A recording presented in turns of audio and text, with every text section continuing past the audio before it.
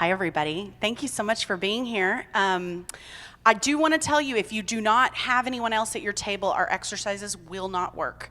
So you need Also to true. combine, if you can, as much as possible. Get with another table if you're independent. Just make sure you've got at least one other person at your table, and preferably somebody you don't know. Yes, please. We're here to learn, right? Let's learn from each other. And the whole reason you're here is because of marketing that I did. She's right. So, well, and that you may know about it. I guess I can't hold all the cards, right? I think you can. I think you can. I do. So I just want to introduce myself again. I'm Casey Spain. I'm the Marketing Communications Manager. I just got a promotion, so I am Marketing Communications Senior Manager at American Pets Alive. This is me and my dog Lola, who is 11. And those are me on social media. If you want to follow me, you can follow me on Instagram or Facebook. And my assistant do all the work for all the social for American Pets Alive. So we would love it if you would follow us. It would be great. My background is in hair care and graphic design. So I actually have done package design and graphic design for years, and then got into advertising, and then was doing pro bono work for the City of Austin Animal Center, and was recruited into a brand new marketing position. The Austin Animal Center did not have a marketing manager at the time. This was 2012, and I started there, and when we started, we had 14,000 followers on Facebook and no Instagram. People weren't really using Instagram much at the time. So I started their Instagram, and when I left, we had 100,000 followers on Facebook and 20,000 followers on Instagram. Woohoo! So there's a little bit of something. And now I am lucky enough to get to work for American Pets Alive, doing a totally different kind of marketing, which really markets to you guys, and it's all about education. We try to get you guys to come to our classes, to sign up for the Maddie's Life Saving Academy, and do that sort of thing. It's all about life-saving education now, so that's what I do. Nikki? Yes. Hello, everyone. I am Nikki Rec. I am the Public Information Officer for Pima Animal Care Center, but Kristen calls me the Communications Director. Other people call me the Marketing Girl. Other people call me the News Girl. I do stuff, so there you go. I'm on social media, mostly on Twitter and Instagram, because like most of you guys, I have to live on our actual Facebook page, so I don't use my own ever. So if you want to get through me, check those three there. And my background is in news. I'm about to celebrate my second year anniversary with Pima Animal Care Center and in the animal welfare business. But I spent 10 years in news. And so when it was really depressing, I would volunteer at the shelter when I was in college, and then again when I was an adult. And then I actually won an Emmy for my best newscast in the Tucson, Arizona market, Phoenix included. Really proud of that one. And that was in 2018. So again, very recent. And that's not my dog. That's my dog Chance. He was one of our longest stay dogs. Had a couple of notes that weren't his fault, and I got him out by just walking by and saying, "Have you met my favorite dog?" to the people who were looking at him. So I'm really proud of that. Thanks. Thank you. So we know you guys have had a ton of talking at you, and we really want these workshops to be something that you can leave and go, all right, I've got a plan. I know what I'm going to do. So we're rolling straight into our workshop. What we want you to do is write down on a piece of paper or in your phone the name of your organization. We said we were going to make you work. Yeah. Okay? And then I want you to write down 5 words you would use to describe your organization. And these need to be good descriptor words, right? You're in a marketing class right now, so let's think creative, right? So, do we want to do our examples? Yeah. So for my example, Pima Animal Care Center, my thoughts are pets and people, adaptable, compassionate, and crafty. Thank you. And for mine, I'm using Austin Pets Alive because that is a shelter, and so it's most relatable to you guys. Austin Pets Alive, for me, I would say innovative, passionate, scrappy, culture creating, and stylish. I love yours. Thanks. You're welcome. All right, and then I want you to write down 5 words the people in your community would use to describe your organization. So for mine, I said, Austin Pets Alive, they would say no kill, rescue, spirited, caring, and old. Yikes. So for Pima County, Pima Animal Care Center, I would say pets, astonishing, control, boo, and then caring. All right, so let's hear from some people maybe. Yeah. Anyone want to volunteer first before I come up to your table and make you do it? Mine is also Austin Pets Alive, and the 5 words were loving, life-changing, impactful, soulful, and captivating. And then I don't have 5, I have 3. It would also be no kill, long-standing, and resilient. That's great, yeah. Hi, I'm from the Center for Animal Rescue and Enrichment in the city of St. Louis.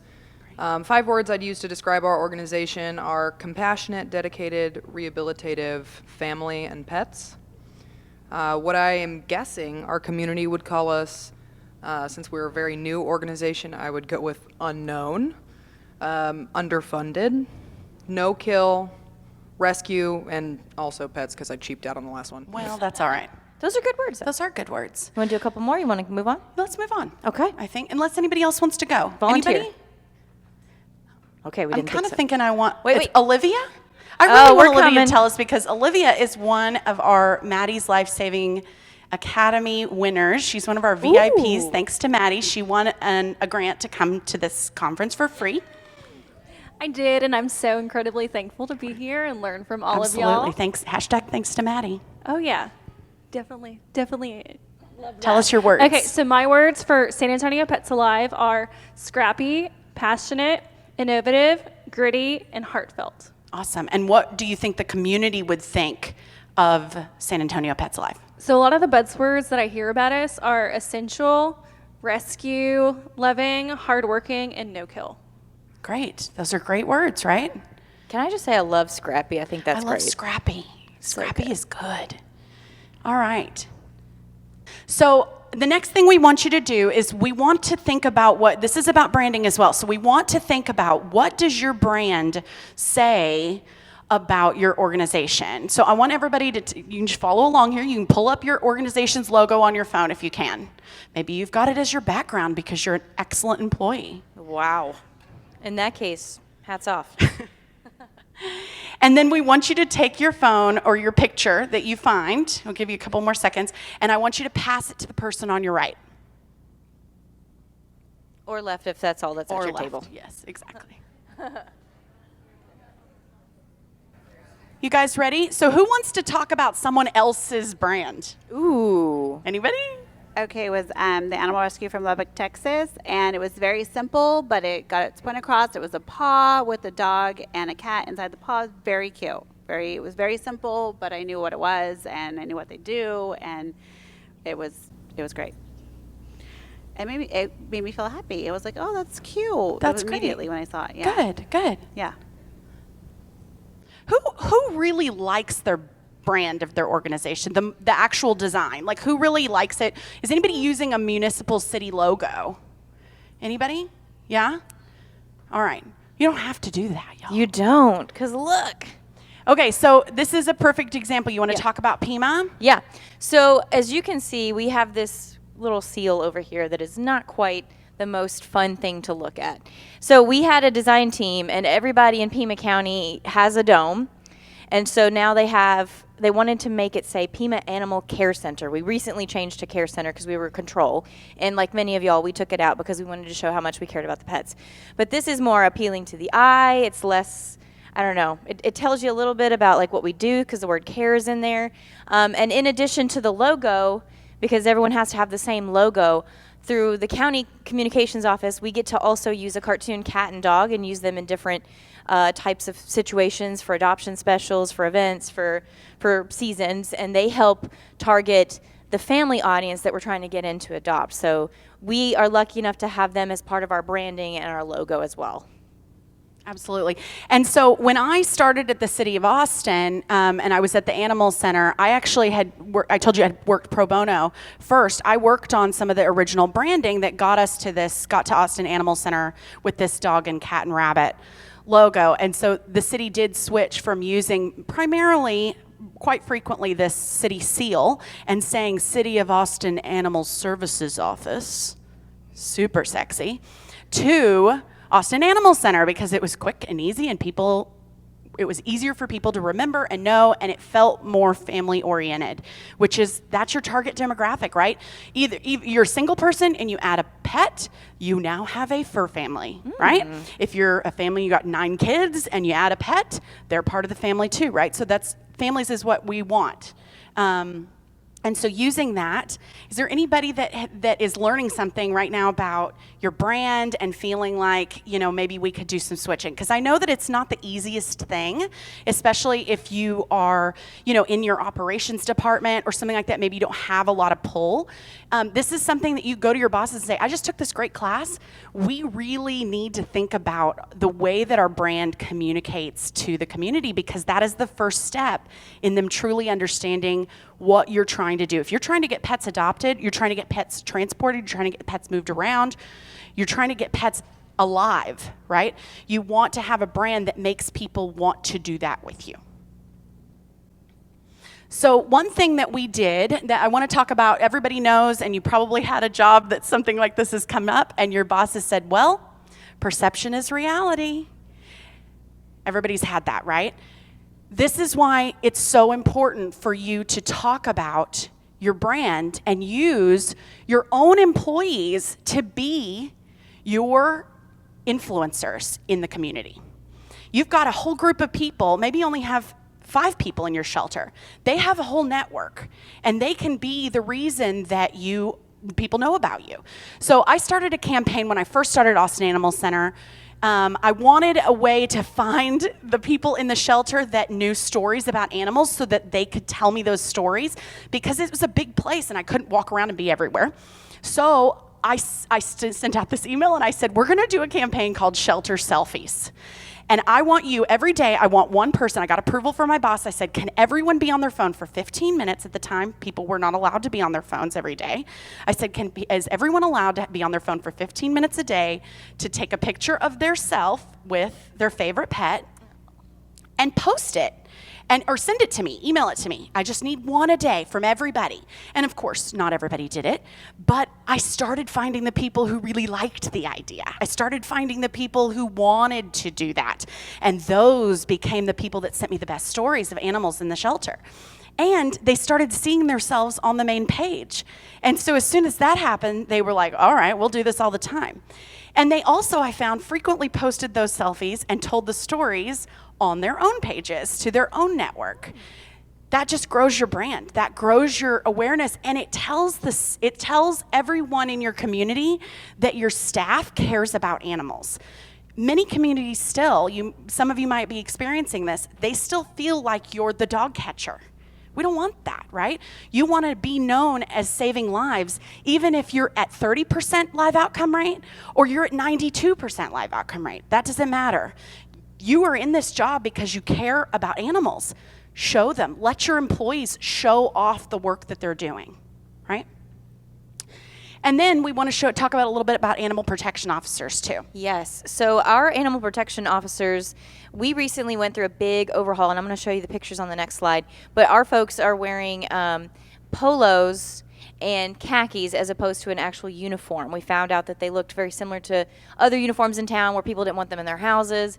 So we wanted to seem more approachable because we wanted to help people. So we changed their uniforms to look like this, and our trucks now look like that, like the ice cream truck coming down your neighborhood.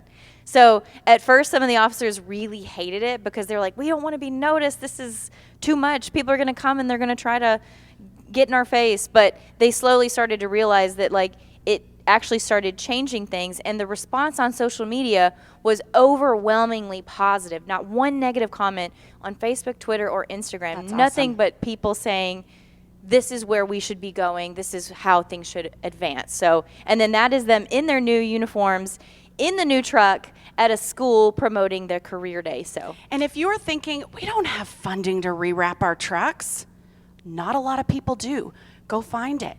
Post that you want to run a Facebook campaign to get your trucks rebranded so that the community can see you're trying to do good work. Have them help design it. Have them help design it. Write a grant. Ask a local ad agency that you need a new design for your truck. Ad agencies love to do that kind of work. Students love to do that kind of work. I'm going to go back to this other slide because there's something we didn't talk about.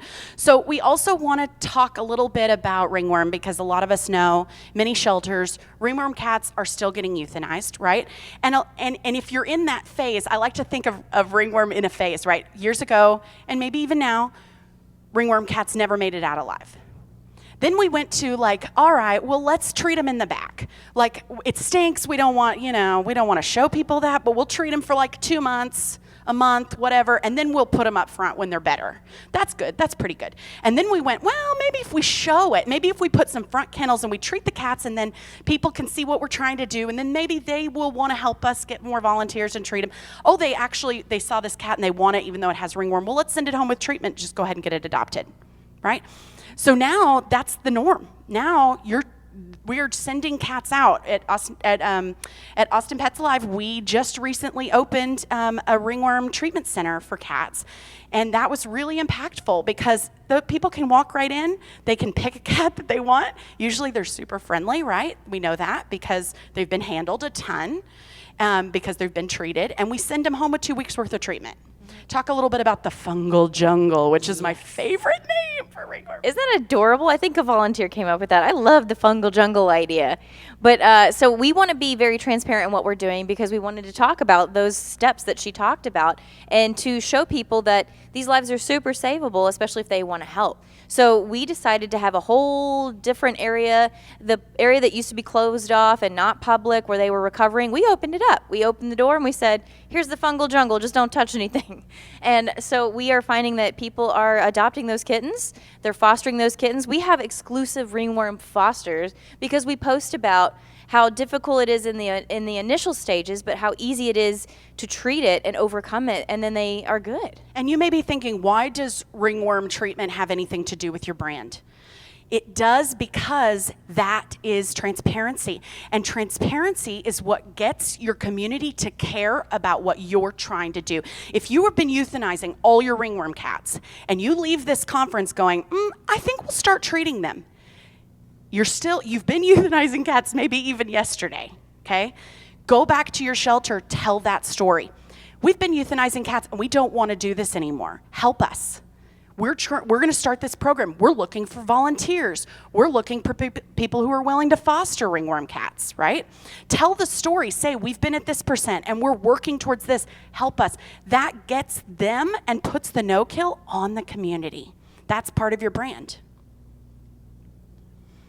All right, so let's talk a little bit about unique promotions. So in Austin, you're all here. You know that music is a huge part of Austin. You know that music celebrities are a big part of Austin. We have this adorable dog who was recently adopted from Austin Pets Alive, dressed as Willie Nelson.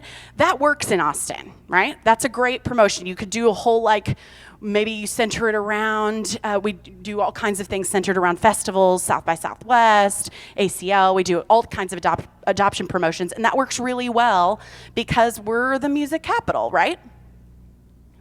We are not the music capital in Tucson, but we have some unusual, unique things that happen. Something weird that I love about Tucson is the city shuts down in the month of February for what's called the Tucson Gem and Mineral Show. And this thing is actually known worldwide within that community. So you probably haven't heard about it. It's okay.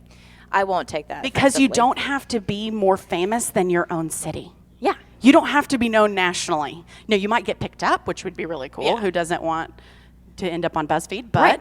So what we decided to do is, since the city itself loves it because it brings in so much money, even if you're not a part of Gem Show, the restaurants do well, the hotels do well, tourism numbers are up, they go to the things that are struggling, and it's a nice little boost in our community in the wintertime. So everyone loves it. So I was like, you know what? Let's do a Gem Show themed adoption promotion. so cool. I love it. And so we put Morticia here in a little crown with our little treasure chest full of the gems, and basically people pick out gems with different colors or different savings. And it does really well. People love it. We name the dog rock names or gem names, not rock names, that's kind of boring, but sapphire and opal and pearl, and people love it. They eat it up. So, That's so cool. It works really well for And us. you know, the crazy thing is, I will never forget when it was like my second week at Austin Animal Center, and somebody came and said, "Oh, we've got puppies in the back." No. You know, I was like, "Oh boy, social media." And I ran out there, and I was about to take these pictures of puppies, and someone stopped me and said, "You can't put those puppies on the internet." But why? Because everyone will line up, and we can't solve the problem. Lining up and can't solve the problem? We can't get to them quick enough, and there'll be a wait, and then everybody will get mad. Bum, bum, bum. That's what you want. You want that wait line. You want to give that, because that, honestly, now, no offense to any directors, but that becomes not my problem. If you've got a line out the door and you can't solve that because you've got so many adopters, it's okay that you don't have those puppies anymore. Show them another animal, and then they've now come to your shelter, right? They've walked in the door. That's a lead. That's somebody that's going to get to your shelter again. They're going to come back because they knew you had puppies once. Now they've followed you on Instagram. Now they've followed you on social because they want to see the next time you have puppies, right? Twitter. Not a Remember bad from the other problem to day? have. Twitter. We have a question. Yeah. So we're from Rosenberg Animal Shelter, and we are a really small shelter, like 5 people.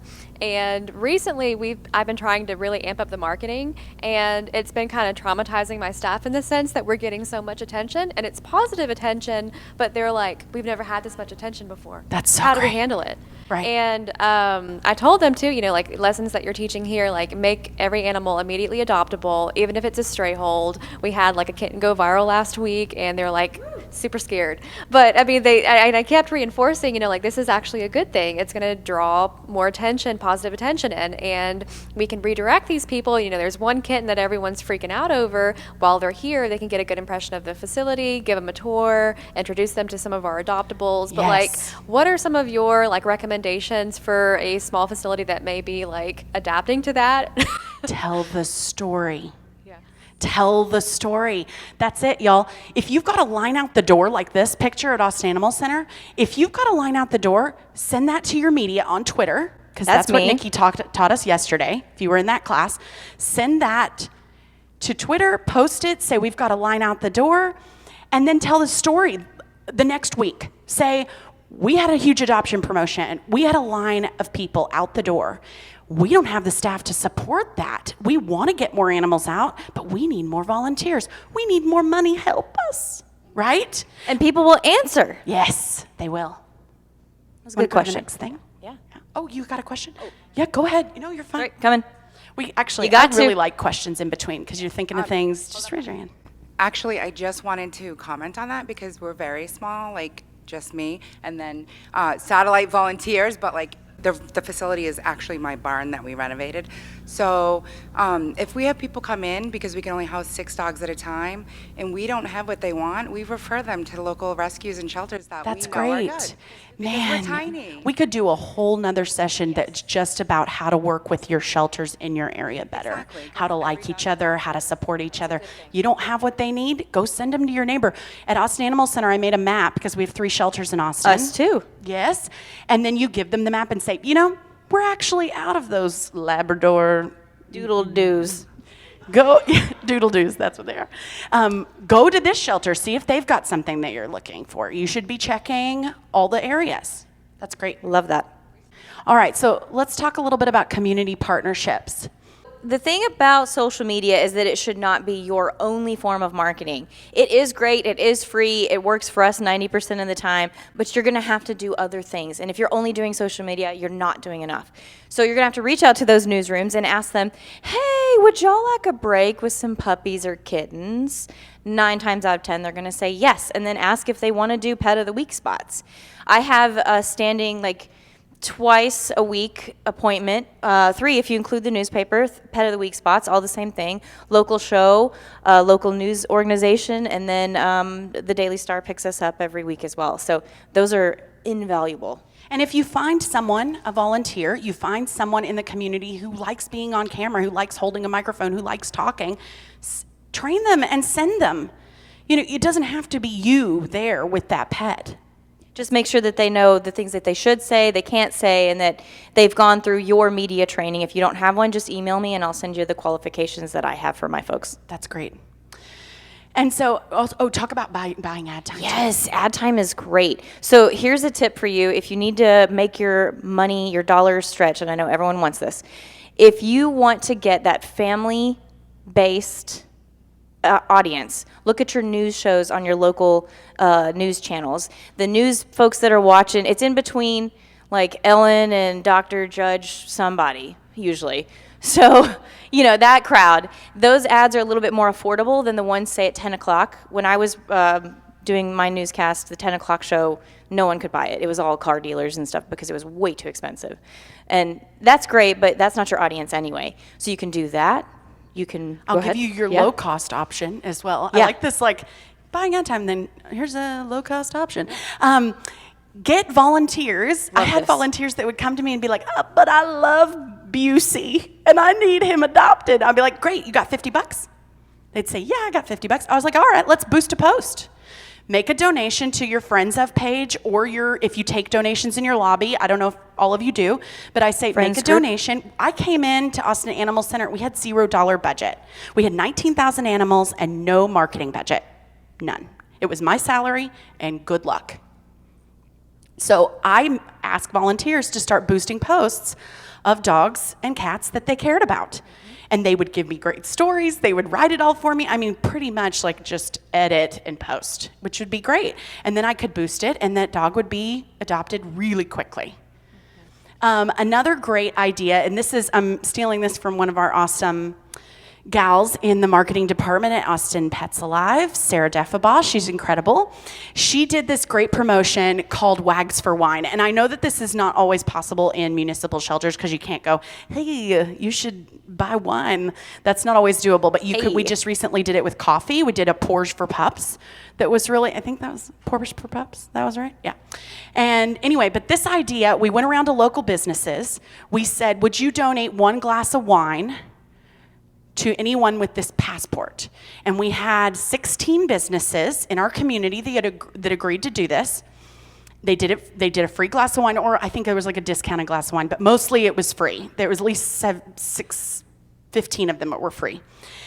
And they did all the marketing for us. They posted about it. We went live on at those businesses, at those locations, and people bought for $40 a passport, a card, that they could then take to their local restaurants, and it would give them a glass of wine. And so that was we raised over $5,000 with that promotion. That's amazing. And it was only the 1st of November through the 17th of November. It wasn't very long, but the businesses loved it because nobody goes to a restaurant and only buys 1 glass of wine and leaves. No one does that. So it got them a lot of business, and it's a great way to get your community engaged in your business. And that's one thing, that's why I put stylish on my list for Austin Pets Alive. There is not a person in this town that doesn't know, unless they just moved here, they've been living under a rock, that they don't know who Austin Pets Alive is. And everybody wants to be able to say, oh yeah, my cat's from Austin Pets Alive. He had 3 broken legs and 1 eye, and he was kind of gimpy, and I wanted him because he was from Austin Pets Alive. They got a shirt, they know it, they are repping. And that's community engagement. Could have had a Labradoodle-doo instead, but That's they chose that one. Labradoodle-doo. Yeah. Okay, so social media, again, is a very effective tool. So if you can't see it in the back, this is Spooky. This is Spooky. He is a dog that's in a wheelchair. He was 1 year old when he was hit on our interstate system and almost died. But his desire to live, we were like, you know what, let's make it work. And so I took him to a local meeting. My boss in the communications office was a little worried because what are taxpayers going to say when they see this dog rolling through? How many other dogs could you have saved? So what types of posts you're writing? What's your narrative? How does it make people view you? What are they caring about when you read your posts? I made it very clear that this dog, his care came from our friends group, not from taxpayer dollars. People who donate to these special medical cases. And I said, because of this community and what they believe in, we're able to save more lives like Spooky in the past when we were not able to do that. And guess what? It was so shared. My boss was like, you were right, so sorry. And then he got fostered, and he's still in foster care, but it was like a day after I posted that. So it's effective. Just make sure you know what you're saying and make people feel something. This is another great one. Yeah, I love thanks. this. And I think everybody can relate to this too. So going in that same vein, put it on your community. Talk about that transparency. Say we want to do this, but we can't because of X. We need you because of Y. So this on the right is a news release that I sent out to our community because, you know, we struggle with this thing called kittens. I don't know if y'all do or not, but so we put it on, yeah, right? Yeah. So we put it on the community. We educated them, wait till 8, don't kidnap, you know, don't kidnap the babies because you think you're doing good, but you're actually doing harm. And people really liked that message and they showed it. And so in the same vein, like we were talking about, if you're 30% or if you're 70 or if you're 90, if you're 96, celebrate those big wins, whatever it is, and tell people where you want to go. Say you're 30 and you want to hit the 90 benchmark. Post when you hit 40, post when you hit 50. Say you're at 90 and you want to hit 95. Talk about it. That's a news story. And even if you're trying one single program, that's a news story. It is. And that's something that you can get the community to engage on. There are some shelters, I won't say who, I don't even know if this is good or not, but there are many shelters that are sending when they get those kittens in, and they're like little, you all know, little fat, healthy, 4 or 5 week old kittens. Their mama was around. She was just out prowling, right? She's coming back. We say, go put them back. Go put those kittens back. And just keep an eye on them. Like, make sure that, and sometimes the mom comes back. Sometimes she doesn't, but sometimes she does.